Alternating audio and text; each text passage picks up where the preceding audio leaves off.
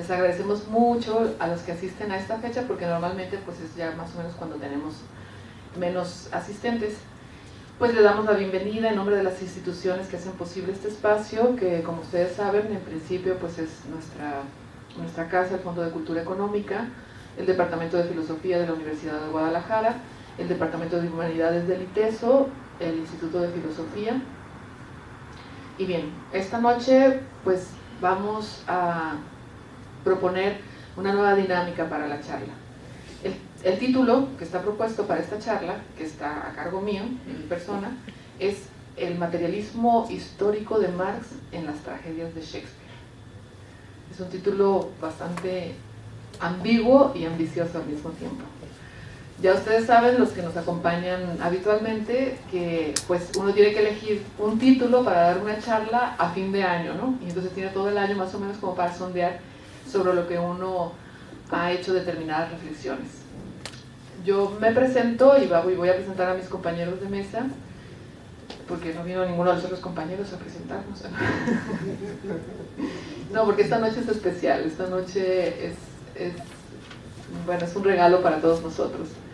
Entonces, bueno, yo soy profesora del Departamento de Filosofía, trabajé también para el Instituto de Filosofía y en el ITESO, pero dando clases de alemán.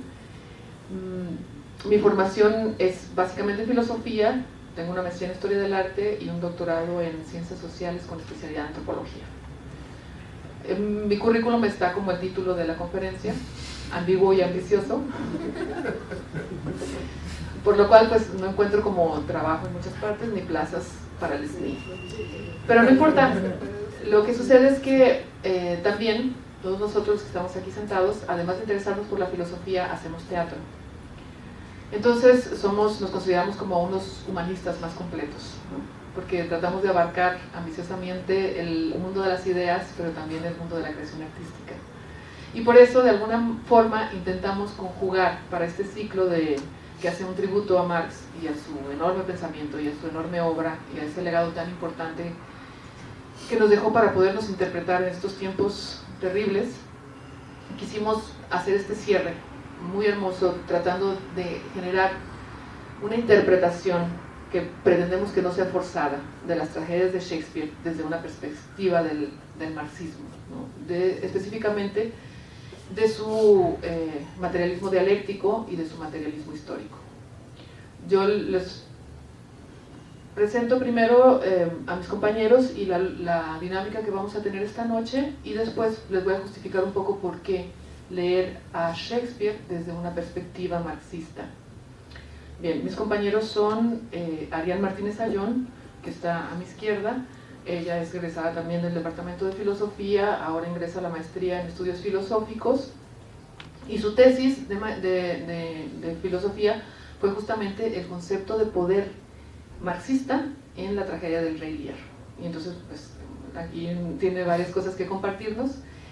A mi derecha está el compañero Adrián Sánchez Monroy, él es egresado de la licenciatura en Filosofía y pues también se adentra dentro de los temas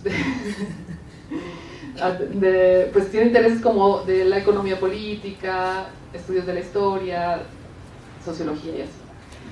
Está también mi compañera Jazmín Frausto, que es egresada de Letras, tiene una maestría en Pedagogía de las Artes. Ajá. Es actriz también, es súper buena actriz, y pues nos acompaña esta noche también. Y a la otra izquierda está Vicky Tostacano, una compañera también colega. Ella es docente en lenguas modernas, en francés y en inglés, y también es actriz. Y bueno, todos juntos nos dimos a la tarea de reflexionar un poco sobre Shakespeare, ¿no? Desde el teatro, pero desde la palestra de las ideas. Lo que vamos a hacer esta noche es que yo voy a justificar por qué hacer una lectura de Shakespeare desde una óptica marxista, y después Adrián nos va a apoyar en explicarnos un poco desde un panorama filosófico la comprensión de la historia desde la filosofía y cómo puede llegar Marx a esa visión materialista de la historia y cómo se hace una interpretación desde algunos teóricos del contexto shakespeariano desde el materialismo histórico de Marx, para después poder hacer el cruce de cómo Marx puede llegar a reflejar desde la teoría de Lukács su momento histórico en esos términos. Y entonces después Ari nos va a ayudar a aterrizar ese cuestionamiento profundo que encontramos en las tragedias marxistas, en las tragedias shakespearianas, desde la óptica marxista del concepto de poder, que es uno de los ejes principales donde podemos engarzar esta visión marxista para la interpretación de las tragedias de Shakespeare. Y después de eso vamos a cerrar con la comprensión de cómo los personajes shakespearianos padecen un conflicto, y es un conflicto interior. Todos conocemos aquí el súper citado monólogo de Hamlet, ser y no ser, ¿no? Es como la muestra más general de cómo podríamos interpretar a estos personajes marxistas desde una óptica hasta cierto punto existencialista. Se han hecho lecturas de Hamlet como un existencialista, se han hecho lecturas políticas, se han hecho lecturas de tipo psicológico también, pero podemos entender junto con él y junto con otros personajes que también son icónicos de las tragedias de Shakespeare, cuál es el drama humano que enfrentan esos personajes que no tienen una conciencia propia, pero esa conciencia propia está enfrentada justamente a un mecanismo histórico. Y entonces vamos a cerrar con la lectura de esos monólogos. Por lo tanto, esta noche pues va a ser una noche muy especial y muy dinámica. Bien, o sea, ¿por qué tratar de leer a Shakespeare? Eso es lo que me toca a mí, una de las partecitas. ¿Por qué tratar de leer a Shakespeare desde la óptica del materialismo histórico de Marx? Bien, nosotros sabemos que el método de la dialéctica marxista, el materialismo dialéctico, nos permite abordar un fenómeno desde diversas ópticas. O sea, permite superar esta visión ilustrada donde realmente los significados aterrizaban en los fenómenos de manera biunívoca, es decir, tenían un solo significado. Con el materialismo, con la dialéctica marxista, lo que nos permite es observar los fenómenos desde diferentes ópticas. Y esta dialéctica permite de alguna manera, o sea, nos facilita a aquellos que hacemos análisis de obras literarias y de obras dramáticas, nos facilita hacer una interpretación mucho más flexible de los temas que proponen los dramaturgos al interior de una obra. Cuando uno enfrenta un texto dramático para su montaje, entonces uno tiene que decidir como director cuál es el tema que el autor propone para esa obra y el tratamiento que uno como director desde su contexto social le va a dar. Entonces, de alguna forma la metodología de la dialéctica a uno le permite abordar un mismo fenómeno, es decir, en este sentido, la obra dramática desde diferentes aristas. Como decía yo hace rato, podemos ver, y lo hemos visto a través de la filmografía, podemos ver al Hamlet, que es político, o sea que sus decisiones son completamente determinadas por la política, él abandona su amor, el amor que tiene por Ofelia, por motivos políticos, pero tenemos o sea, fue el Hamlet que se montó en Polonia y en la Unión Soviética después de los años 50. Tenemos también a principios del siglo XX un Hamlet mucho más existencialista, más asociado como a un teatro del absurdo, a un teatro existencialista.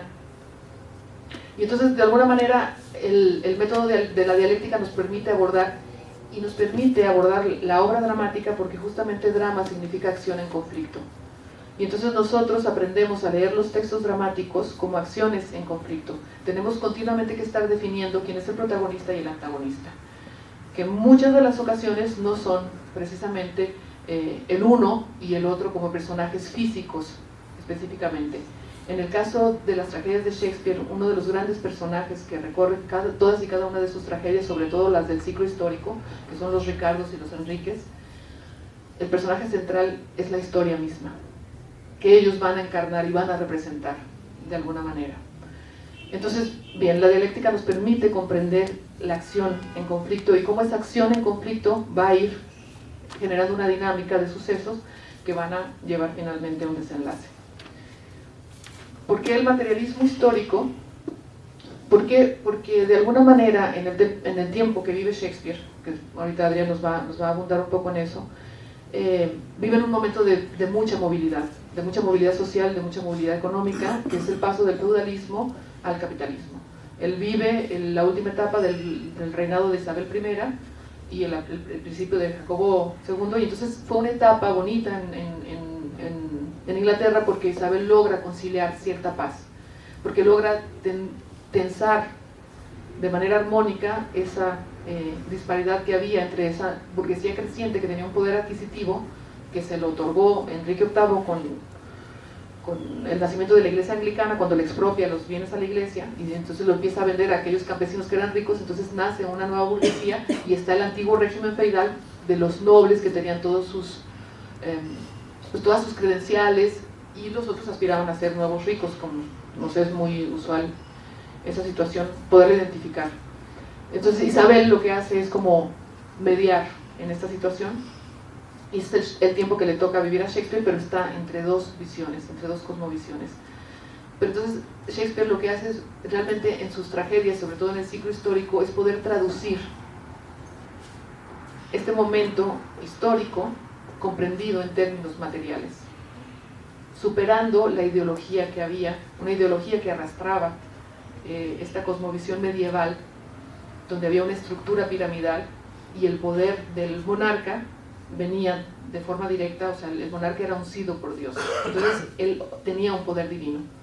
Tan es así que Enrique VIII decide separarse de la iglesia y crear la iglesia anglicana. ¿Por qué? Porque él dice, o sea, el Papa no es más que yo soy heredero directo de Dios, Dios me ha elegido a mí, soy elegido y por lo tanto es así, ¿no? Y entonces este sentido y esta ideología es lo que Shakespeare cuestiona al interior de sus tragedias, con una comprensión profunda de su momento histórico en términos materialistas. Y bueno, desde ahí ya le voy a ceder la palabra a Adrián, que nos va a dar como esta visión general sobre lo que es la historia y después del materialismo histórico.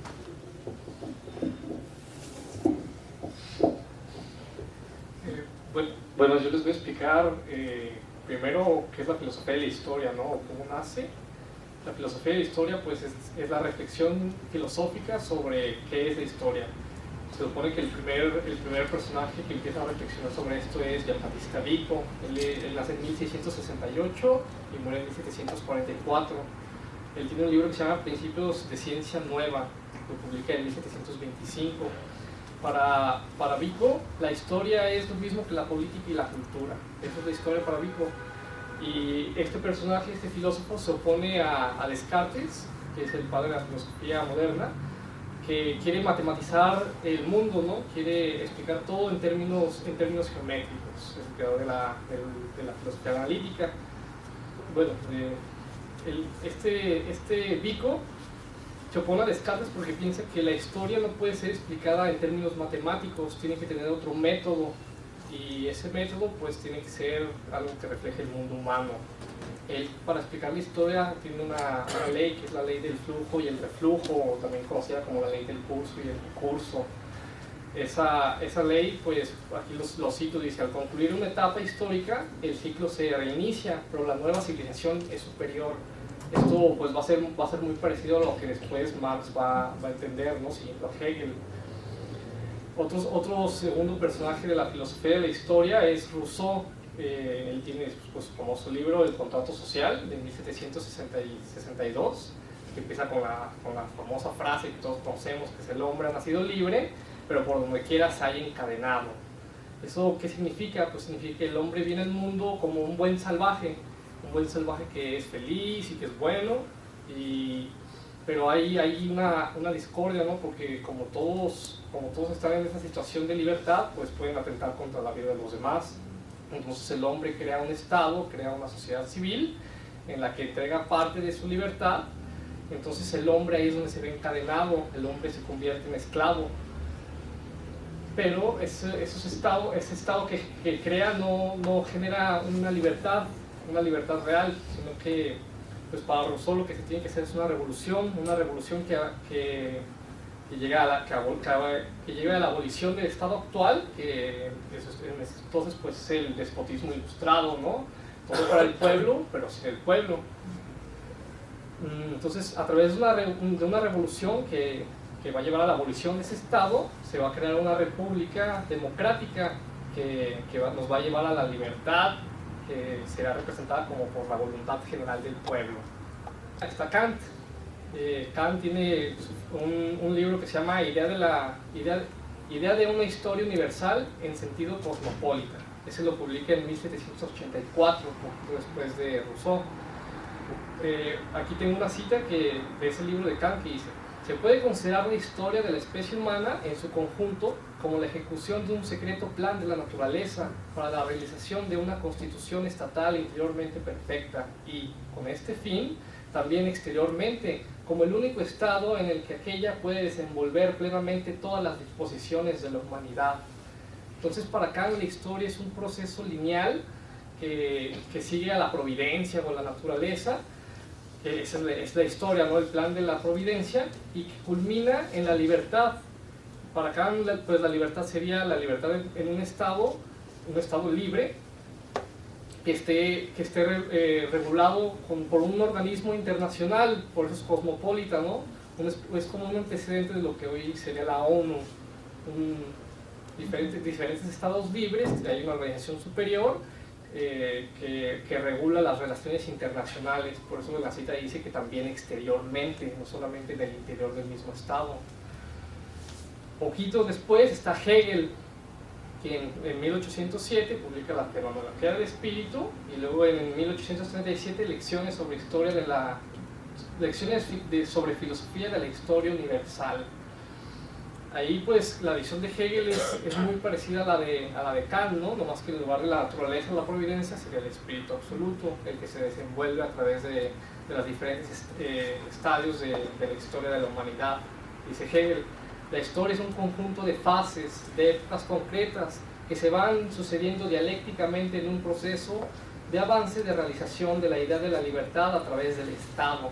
Entonces para Hegel habría como tres estadios de la historia, ¿no? Está el despotismo oriental, en el que solamente el déspota es el que es libre, solamente el emperador es el que ejerce plenamente su libertad. Luego hay un avance, así como decía Vico, ¿no? De que se cierra el círculo, pero la siguiente etapa es superior a la que se pasó. En este caso serían las repúblicas grecorromanas, en la que la libertad pues se ha extendido. Ya no solamente el emperador o el déspota es el que es libre, sino que ya hay una especie de ciertos hombres libres, ¿no? Aquellos que tienen propiedad, que son mayores de edad, en fin. Y luego el siguiente estadio de Hegel sería la monarquía germánica, en donde para él pues ya la libertad ya sería patrimonio de todos, ¿no? Entonces ya ahí es cuando, ahí con Hegel parece que ya se ha conquistado la libertad absoluta, ¿no? Ya todos los hombres son libres en el estado prusiano.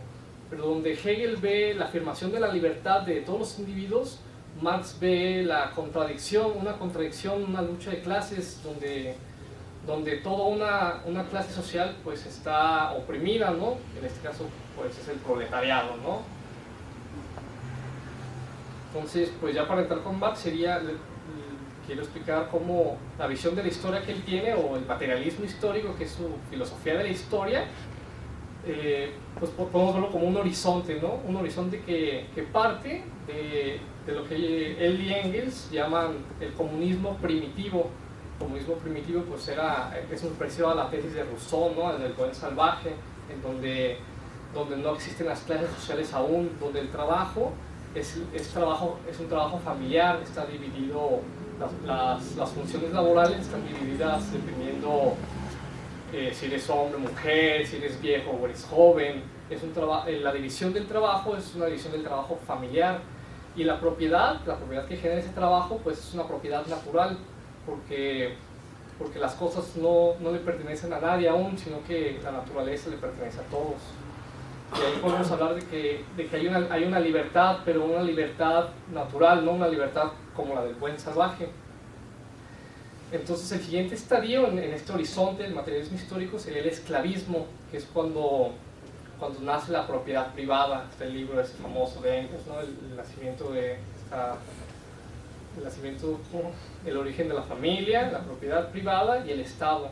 Entonces partimos de que en el comunismo primitivo el trabajo está organizado familiarmente, pero en el esclavismo ya el trabajo ya es un trabajo forzado, porque ya se toman esclavos de otras tribus, y esos esclavos pues se someten por medio de la fuerza a que trabajen, y el trabajo que ellos generan se va a convertir en propiedad privada. Es ahí donde nace esta propiedad. Es una esclavitud irracional, porque la esclavitud pues es por la fuerza. El siguiente estadio es el feudalismo. El feudalismo, pues el trabajo ya está organizado, la división de trabajo está organizada de manera gremial.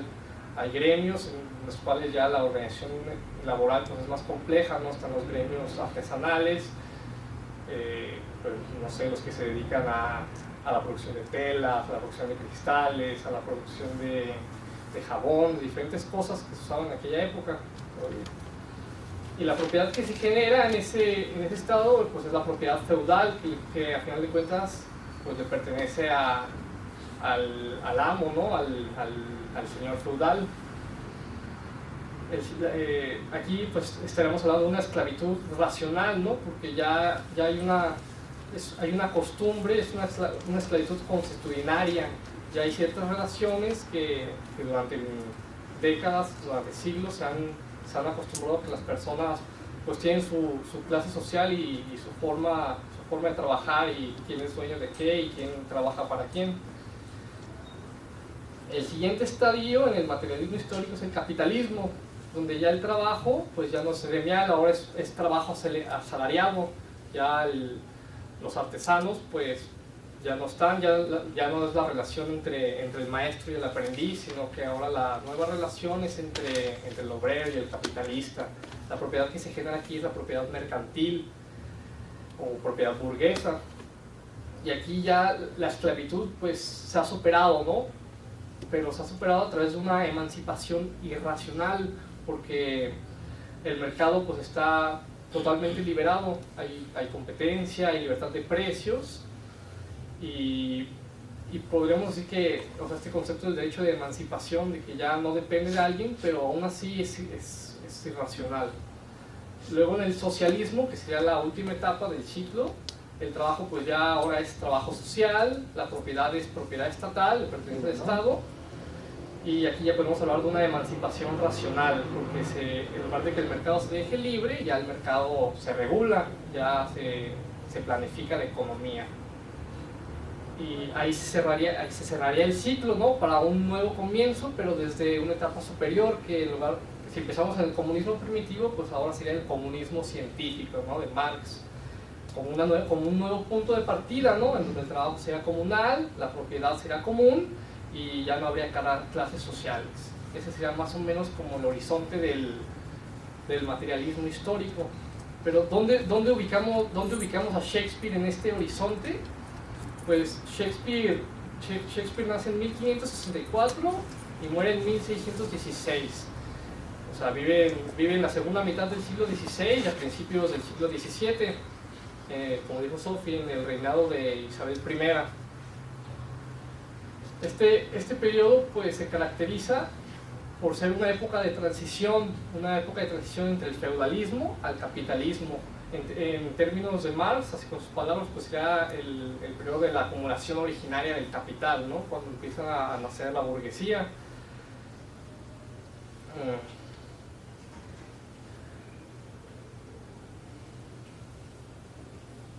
Pues bueno, más o menos lo que pasa en este periodo, pues es que en la agricultura lo que se acostumbraba era que pues, los señores feudales eran dueños de un pedazo de tierra, y ellos prestaban sus tierras a una familia de campesinos o a varias familias para que ellos trabajaran en este pedazo de tierra, y ellos cobraban por prestarle la tierra a los campesinos la mayor parte de las cosechas. Y esas cosechas ellos las utilizaban para alimentar a un séquito de hombres armados y así mantener su dominio, ¿no? sobre la demás población. Pero cuando empieza a nacer este nuevo cambio de organización laboral, las costumbres consuetudinarias pues empiezan a romper. Ya los nuevos señores feudales ya no cobran a sus siervos en especie, dejan de cobrar la mayor parte de las cosechas, sino empiezan a cobrar la renta de la tierra ya en dinero para poder acumular metales preciosos. Es el llamado mercantilismo.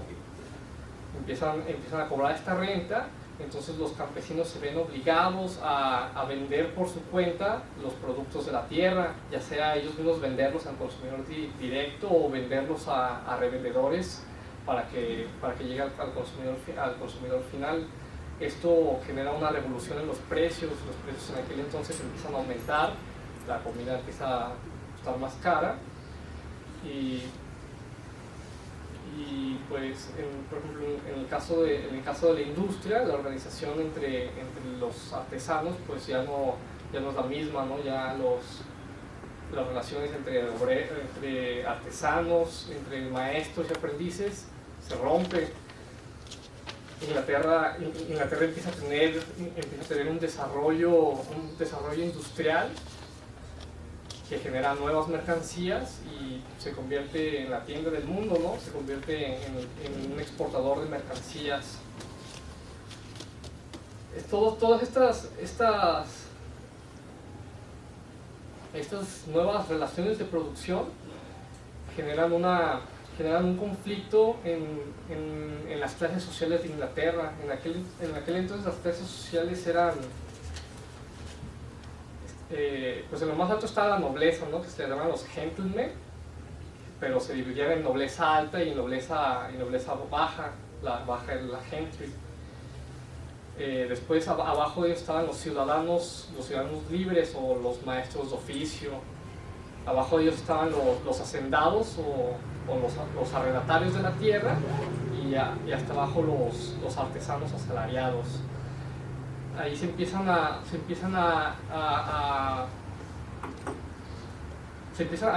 mudar las clases sociales. Los gentes que eran la baja nobleza empiezan a adquirir capital, son los que se van a convertir en la nueva burguesía. Al igual que algunos enfiteutas o hacendados empiezan a generar riquezas y empiezan a comprar títulos de nobleza. Entonces las clases sociales empiezan a cambiar, empieza a hacerse esta revolución económica, que es el paso del feudalismo al capitalismo. Entonces ahí es donde tenemos que ubicar a Shakespeare, ¿no? Es en el materialismo histórico. Ok. Perdón.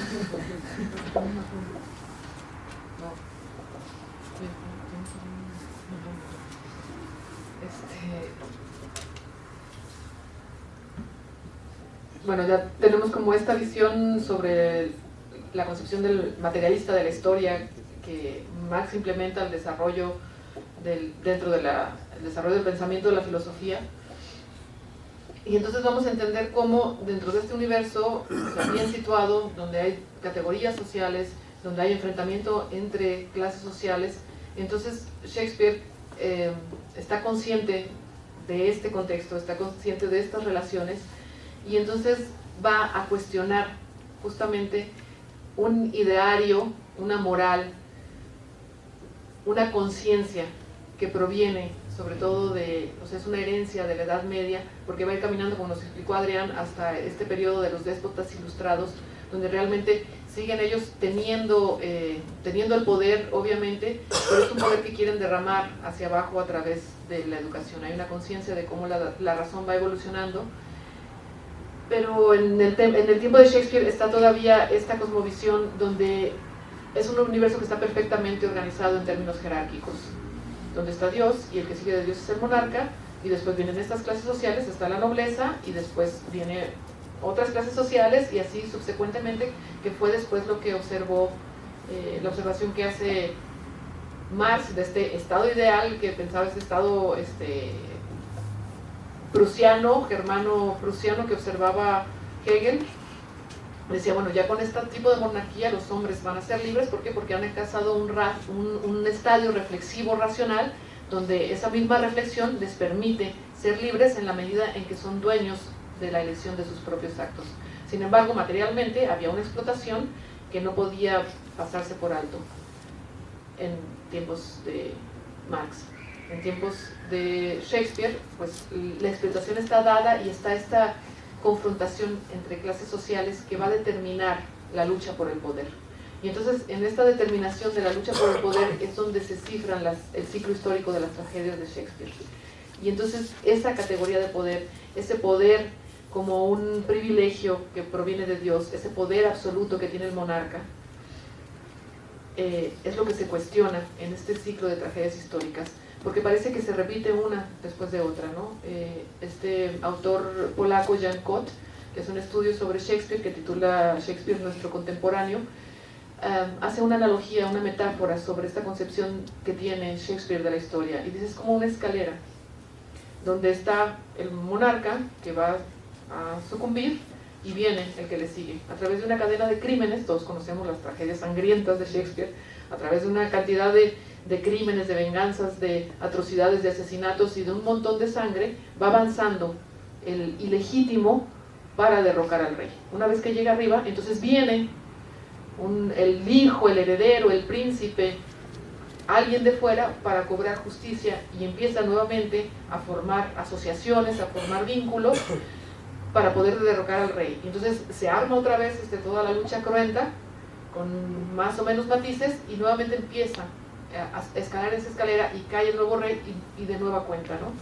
Hay párrafos donde decía, yo tengo una de las reinas, yo tengo un Ricardo que tu Ricardo mató, y tú tienes un Enrique que mi Enrique mató. Entonces una cantidad de Enriques y Ricardos ahí que se van matando y asesinando unos con otros, y Shakespeare contiene dentro de este ciclo histórico un siglo de la historia de Inglaterra. Pero es así, y en realidad, o sea, la unción divina del poder la cuestiona radicalmente, y entonces el gran personaje de las tragedias shakespearianas va a ser la historia.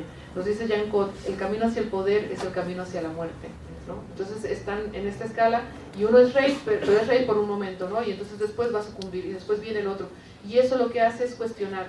Y esta lucha por el poder está dada precisamente por esta tensión y por toda esta lucha política que hay en orden de los términos materiales que definen el contexto shakespeariano. Y entonces para esto, para profundizar en esta categoría de poder, voy a invitar a Ariana Martínez Ayón. Gracias. Bueno, pues para empezar esta disertación, quiero empezar diciendo: el arte es el testigo insobornable de la historia. Y con ello abro esta parte donde abordaré dos temas. En un primer momento desarrollaré lo que es la teoría del reflejo de George Lukács, un filósofo húngaro que precisamente se le reconoce como el esteta marxista. Y por un segundo momento pues ya explicar el concepto de poder específicamente en la obra del Rey Lear, y bueno, desde una postura marxista. La teoría del reflejo en la estética de Lukács ganó su fama debido a Shakespeare, ¿no? Que según él, en las escenas de sus obras exponen la imagen, el reflejo mismo, como una metáfora. Sin embargo, esta teoría del reflejo es mucho más antigua, es parte de la estética de Aristóteles. Pero por esta razón podemos tomar en cuenta que Shakespeare quiso no solo reflejar en sus obras una metáfora de su realidad individual, sino que quiso reflejar la realidad de todo su contexto, donde se encerrara la totalidad de la época. Y en ese sentido, pues la meta de casi todos los grandes escritores era la reproducción poética de la realidad. Para todo gran escritor, el verdadero criterio de la grandeza literaria era siempre la fidelidad frente a la realidad, el apasionado anhelo de una reproducción completa y real de la realidad misma.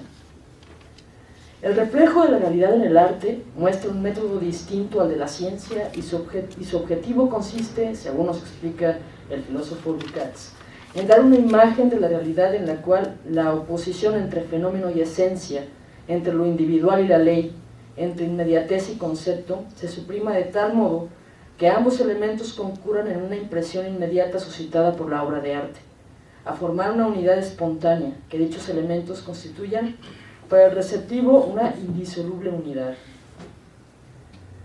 De esta manera podemos encontrar que lo general se muestra en lo individual, que la esencia se hace visible y experimentable en el fenómeno, la ley se muestra como causa específicamente determinada de lo individual. A partir de esta idea, se sigue que toda obra de arte debe ofrecer una coherencia unitaria. Y esta evidencia, según el filósofo George Lukács, se puede mostrar con mucha más claridad en las obras literarias, puesto que en una novela o en un drama como las de Shakespeare, al final de las mismas se revelan las conexiones reales. Esto quiere decir que solo al final encontramos en ellas una explicación real y completa del comienzo. lo que podemos comprender como un principio unitario de la obra de arte, donde se observa como consecuencia de que cada obra literaria se debe desarrollar o plasmar todos los presupuestos de personas, situaciones, sucesos, etc. Pero además, Lukács señala que cada obra de gran artista tiene su propio mundo, en donde éste tiene sus propias condiciones, es decir, sus propios personajes, sus propios políticos, sus propios artesanos, etc. Y esto en un primer momento pudiera parecer como una contradicción. Sin embargo, Lukács llama al lector el receptivo de la obra, que logre encontrar una esencia del reflejo de la realidad, y entonces es cuando se logra la unidad o la gran obra de arte. Esto como a grandes rasgos, ¿no? Para no entrar mucho detalle.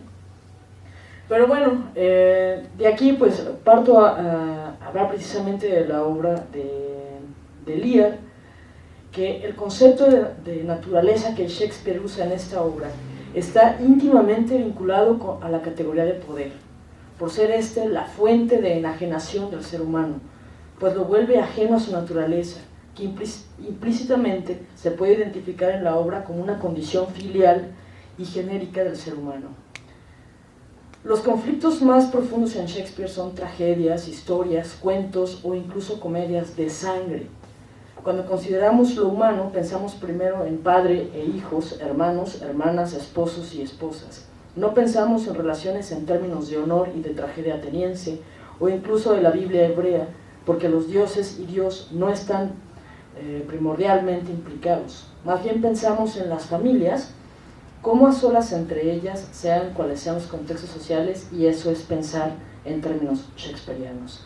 Esto lo dice pues Bloom, un filósofo que se dedicó, un pensador a investigar toda su obra. Sin embargo, en la tercera escena de esta obra del Rey Lear, Shakespeare pone en evidencia dos ideas sobre la naturaleza.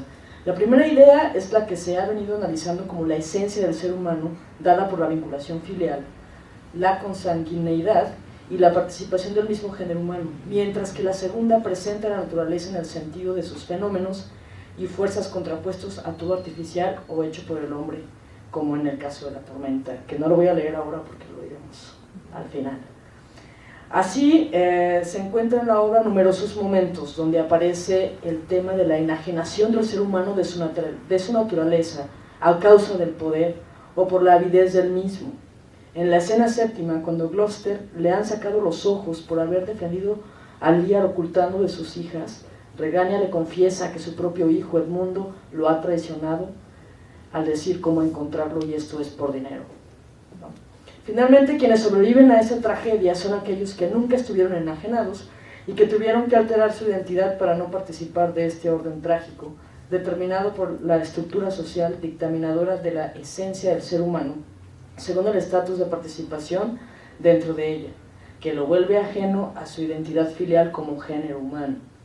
Edgardo, el hijo de Gloucester, y del conde de Kent son quienes representan en la tragedia de Lear un nuevo orden humanista, que constituye la principal crítica de Shakespeare y régimen isabelino, y por estos ellos deben de gobernar, ¿no? Que sería como la postura del filósofo. Para Marx, bueno, y aquí ya vinculándolo con Marx, el concepto naturaleza se hace visible en las relaciones de producción, donde existen pues las relaciones entre los capitalistas y los obreros. Precisamente es esta la relación la que se encuentra asociada con la enajenación del trabajo del obrero y el trabajo de los capitalistas, que tienen de por medio la ganancia de dinero, es decir, de poder.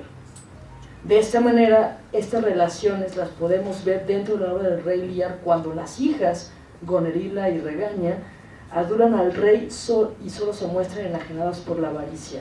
Es decir, van y le dicen a su padre: papá, te amamos, te queremos todo lo mejor para ti, siempre y cuando nos heredes, ¿no? Siempre y cuando nos dejes el dinero, ¿no? que tienes ahí, ¿no? Tu reino. Y bueno, cito a Marx: cuanto más quieren ganar, tanto más de su tiempo deben sacrificar, y enajenándose de toda libertad han de realzar en aras de la codicia un trabajo de esclavos. Una vez que el rey da sus dotes a sus hijas, es decir, les otorga la riqueza y el poder, comienzan a mostrar el empoderamiento capitalista dejando completamente de lado las relaciones naturales, haciéndolas más extrañas a sus congéneres, entendiendo la riqueza como la similitud del aumento del salario.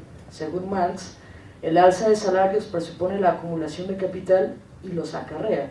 Enfrenta pues el producto del trabajo y del obrero, haciéndolos cada vez más extraños el uno al otro. Esta acumulación de riqueza hace que las hijas, así como el hijo bastardo, se encuentren en una búsqueda constante de obtener mucho más riquezas a expensas de las riquezas de sus padres.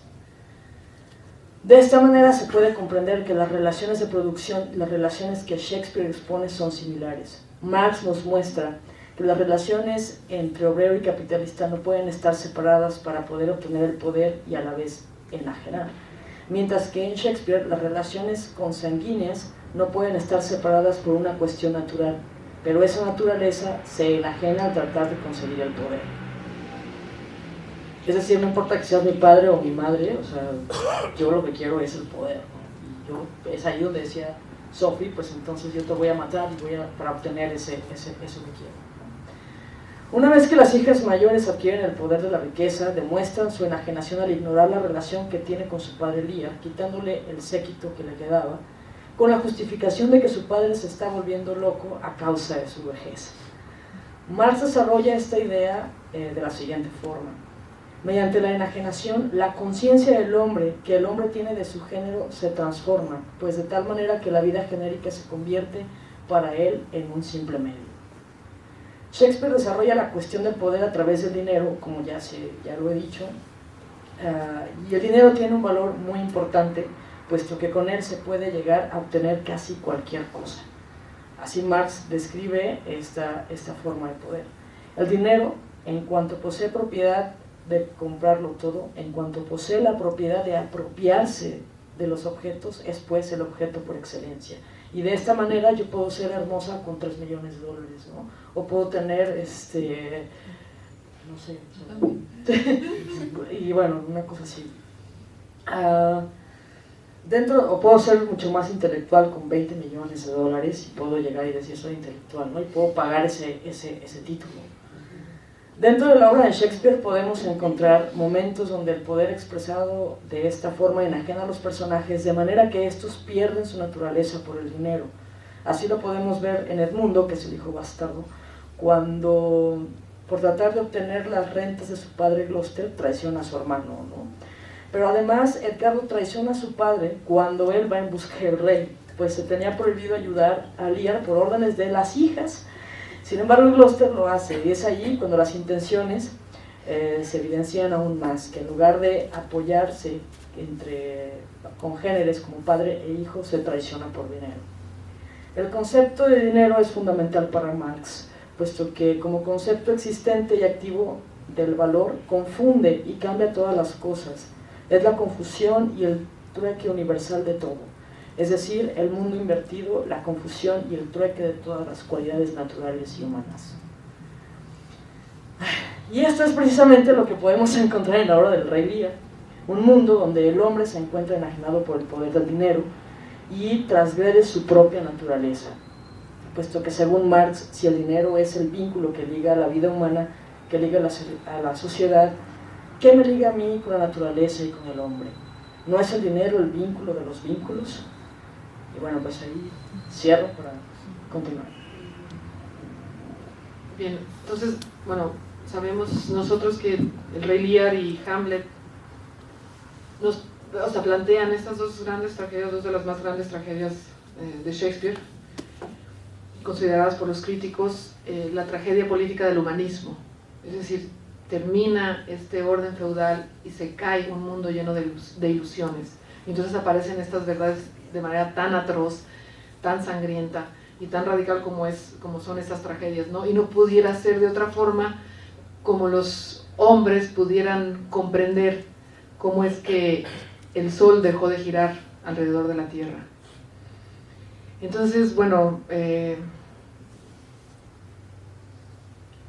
ahora vamos a pasar a ver a estos personajes ya en voz, porque otra de los análisis que se hacen profundos sobre la obra de Shakespeare es que sus personajes son tan vivos que en realidad nosotros hacemos las lecturas y nos impactan y nos impresionan porque realmente a uno lo transportan y son capaces de sensibilizarnos a pasiones tan radicales como los celos de Otelo, ¿no? Tan viles como el parricidio de las hijas de Lear. Sin embargo, aquellos actores que interpretan Shakespeare, uno de los personajes de Shakespeare, entonces comprenden la dimensión de estos personajes desde un punto de vista distinto. Y no es lo mismo cuando leemos que cuando vemos a los personajes actuar en vivo. Porque justamente el drama y la tragedia que padecen cada uno de estos personajes es un drama que sufren al interior de la conciencia. Esta historia trágica que se distancia un poco de esta visión histórica del materialismo en términos de este desarrollo de la historia de las ideas dentro de la filosofía, que tienen una visión hacia un progreso, que tienen una finalidad, es decir, la historia tiene un sentido tanto en Hegel como en Marx, o sea, un sentido que se va desarrollando y que Adrián nos explicó las diferentes etapas. En Shakespeare los personajes están cautivos de un ciclo que es cruento, pero ese ciclo y la crueldad de la historia y el personaje de la historia no se puede hacer visible ni materializarse, sino es a través de la conciencia y del conflicto que tienen y que padecen los personajes al interior de su conciencia, que es el conflicto entre el deber y la acción. Lo que debo hacer, lo que debiera hacer y lo que mi acción ejecuta, por otra parte. Entonces ahora vamos a compartirles estos breves monólogos y bueno, yo quisiera empezar con el monólogo de... Está Ricardo II. Ricardo II está en el acto quinto, al final está ya en la torre porque fue destruido. Y es realmente, o sea, donde plantea Shakespeare esta tesis de que el poder está hecho para ser destronado, ¿no? Y tenemos a Ricardo II ya destronado con su conciencia, las acciones que pudo realizar y las que va a realizar acto seguido, porque después mata a dos de los personajes que entran y es muerto. Entonces tenemos ahí sus reflexiones y vamos a escucharlo en voz de Vicky.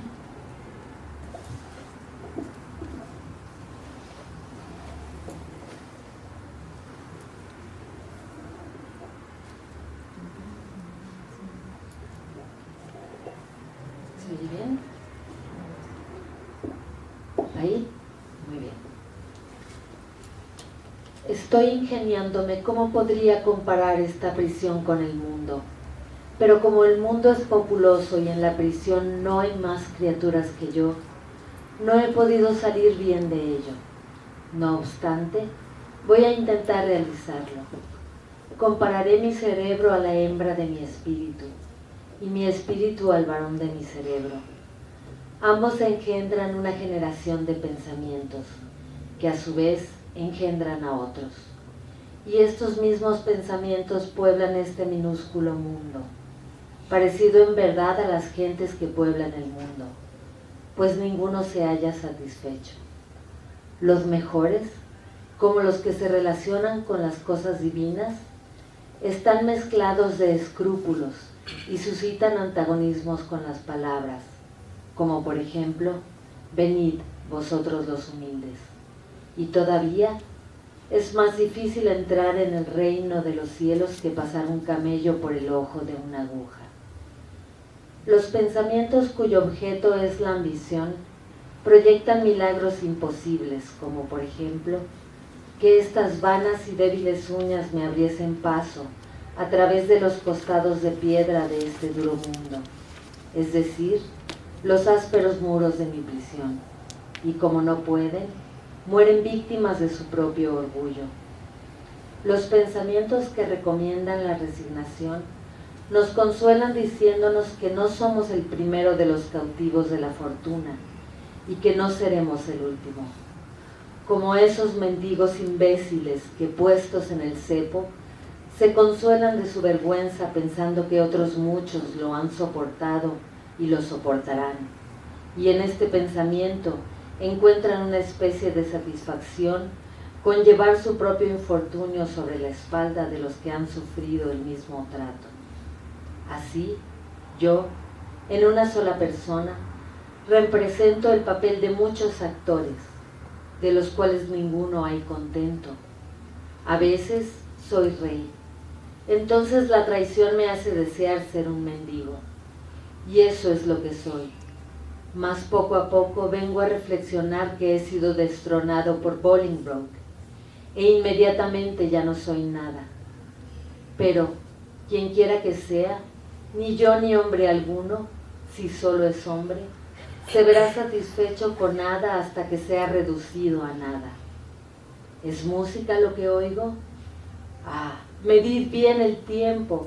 Qué desagradable es la dulce música cuando no se miden bien los tiempos y no se guarda el compás. Lo mismo ocurre en la música de la vida humana, y aquí es mi oído lo bastante delicado para sorprender el tiempo, suspendido sobre una cuerda mal afinada. Pero no he tenido oídos para observar que mi tiempo se hallaba suspendido en la armonía que debía reinar entre mi poder y el tiempo.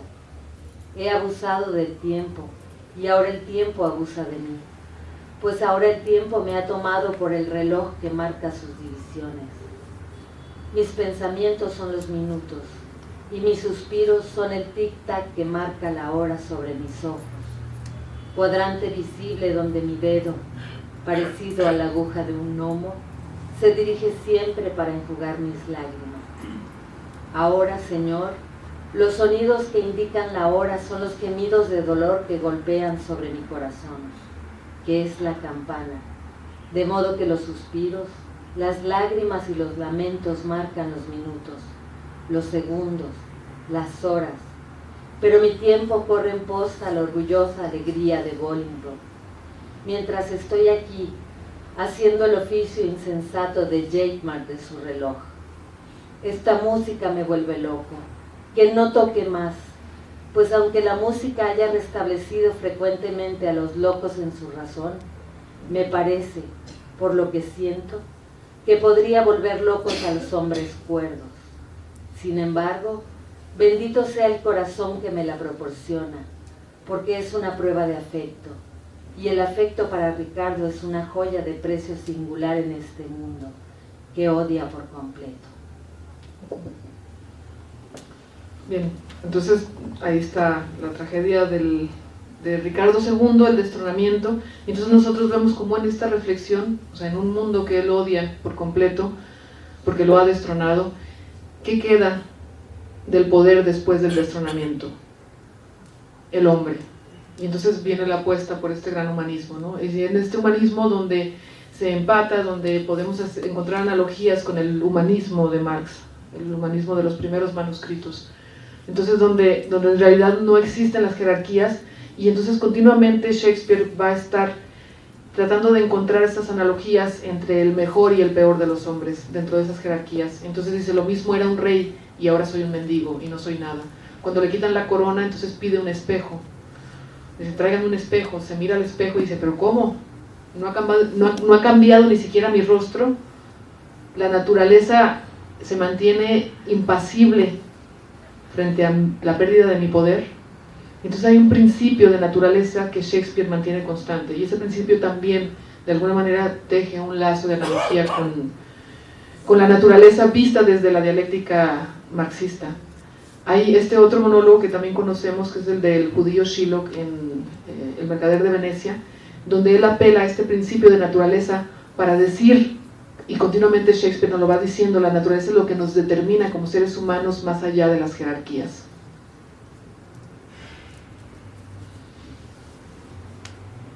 Ese es el monólogo del judío.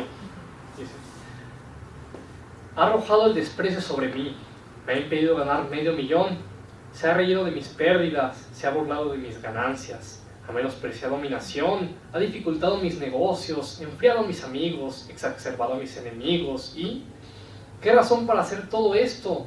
Soy un judío. ¿Es que un judío no tiene ojos? ¿Es que un judío no tiene manos, órganos, proporciones, sentidos, afectos, pasiones? ¿Es que no está nutrido de los mismos alimentos, herido por las mismas armas, sujeto a las mismas enfermedades, curado por los mismos remedios, calentado y enfriado por el mismo verano y por el mismo invierno que un cristiano, si nos pincháis, no sangramos, si nos cosquilláis, no nos reímos, si nos envenenáis, no nos morimos, y si nos ultrajáis, no nos vengaremos. Si nos parecemos en todo lo demás, nos pareceremos también en eso. Si un judío insulta a un cristiano, ¿cuál será la humildad de éste? La venganza. Si un cristiano ultraja a un judío, ¿qué nombre deberá llevar la paciencia al judío si quiere seguir el ejemplo del cristiano? Pues la venganza. La villanía que me enseñáis la pondré en práctica, y malo será que yo no sobrepase la instrucción que me habéis dado. Y ahora queremos compartir el monólogo cuando está el rey Lear en la tormenta, y es cuando recupera su humanidad. Que los potentes dioses que hacen estallar tan pavoroso cataclismo sobre nuestras cabezas señalen ahora a sus adversarios. Estremécete tú, miserable, que llevas dentro de ti crímenes ignorados que no castigó la justicia.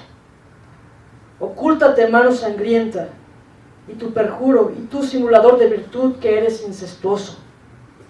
Tiembla hasta romperte en pedazos, infame, que bajo capa de una honrada apariencia atentaste contra la vida del hombre. Delitos estrechamente guardados bajo los cerrojos del secreto. Romped las puertas que os tienen ocultos e implorad la gracia de estos terribles requeridores. Soy un hombre contra el que pecaron más que él pecó, contesta Kent. ¡Ay de mí, la cabeza desnuda! Sí, es ahí cuando pierde la corona Lear, ¿no? El drama del el fin del mundo. Tenemos el drama de la acción, la conciencia, del deber frente a la acción. Y dice Hamlet, ser o no ser. He aquí el problema, que es más levantado para el espíritu, sufrir los golpes y dardos de la insultante fortuna, o tomar las armas contra un piélago de calamidades y haciéndoles frente, acabar con ellas, morir, dormir, no más. Y pensar que con un sueño damos fin al pesar del corazón y a los mil naturales conflictos que constituyen la herencia de la carne. He aquí un término devotamente apetecible: morir, dormir. Dormir, tal vez soñar. Sí, ahí está el obstáculo. Porque es forzoso que nos detenga el considerar qué sueños pueden sobrevenir en aquel sueño de la muerte cuando nos hayamos librado del torbellino de la vida. He aquí la reflexión que da existencia tan larga al infortunio, porque ¿quién aguantaría los ultrajes y desdenes del mundo, la injuria del opresor, la afrenta del soberbio, las congojas del amor desairado, las tardanzas de la justicia, las insolencias del poder y las vejaciones que el paciente mérito recibe del hombre indigno, cuando uno mismo podría procurar su reposo con un simple estilete? ¿Quién querría llevar tan duras cargas, gemir y sudar bajo el peso de una vida afanosa si no fuera por el temor de un algo después de la muerte, esa ignorada región cuyos confines no vuelve a traspasar viajero alguno? Temor que confunde nuestra voluntad y nos impulsa a soportar aquellos males que nos afligen antes que lanzarnos a otros que desconocemos. Así la conciencia hace de todos nosotros unos cobardes, y así los primitivos matices de la resolución desmayan bajo los pálidos toques del pensamiento, y las empresas de mayores alientos e importancia por esta consideración tuercen su curso y dejan de tener nombre de acción. Es a Hamlet, pero yo quería empatar a Hamlet con Julieta, porque aquí dice, ¿no? ¿Quién soportaría y quién se atrevería a desafiar a la muerte, ¿no? Y ese que se atreve a desafiarla es Julieta.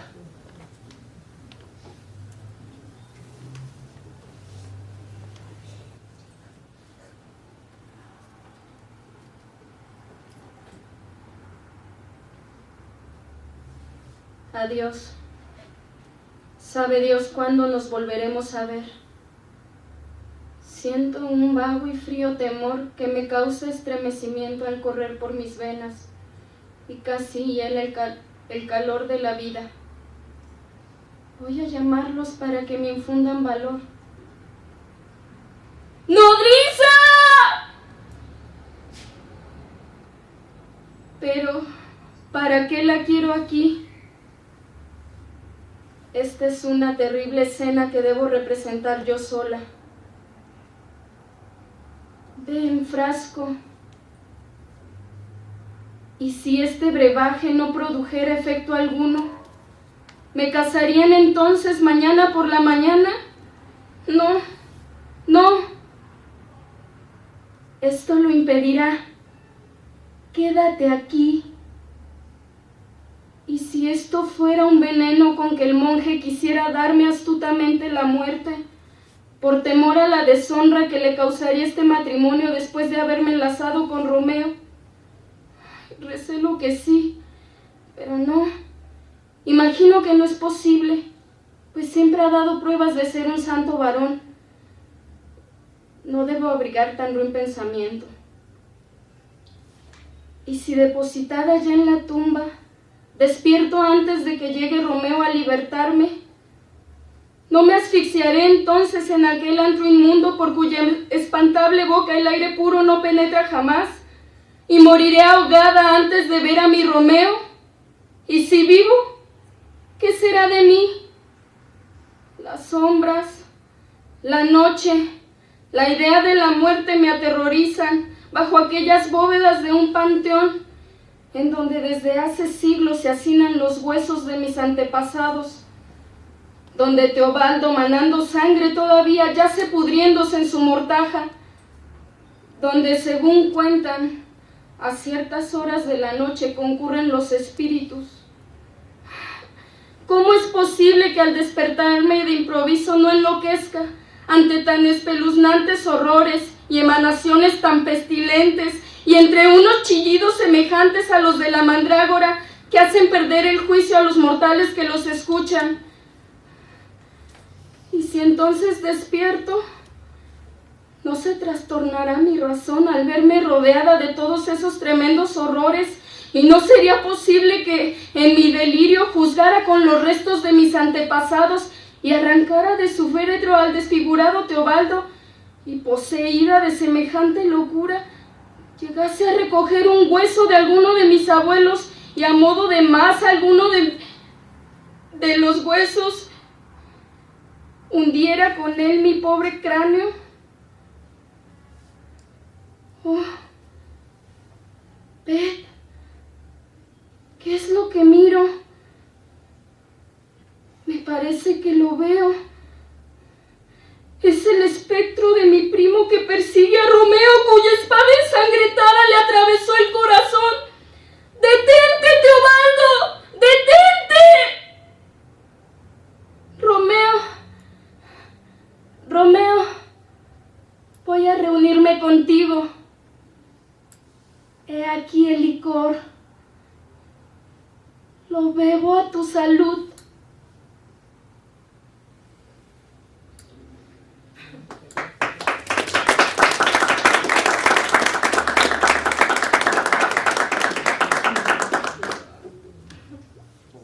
Yo, a mí, no voy a decir más nada.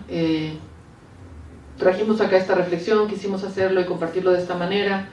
Creemos realmente y optamos por una difusión del conocimiento de manera más horizontal, más compartida, y sobre todo en estos espacios que son para hacerlos entre amigos, ¿no? Y para traerlo así compartido, algo de Marx y algo de Shakespeare.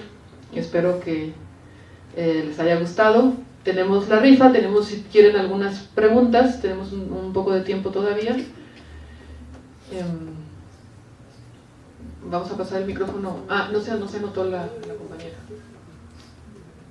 Para la rifa, si no...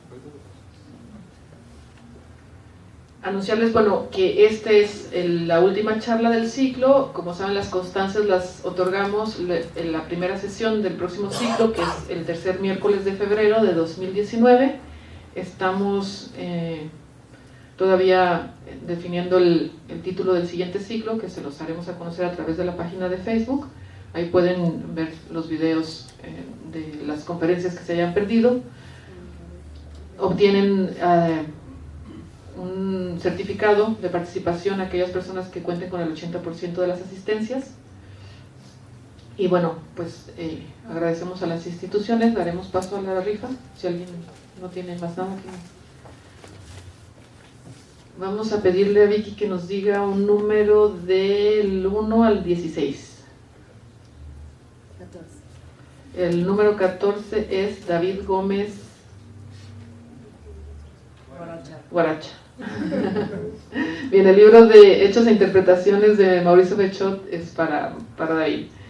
Pues muchas gracias, mucho gusto de haberlos tenido aquí.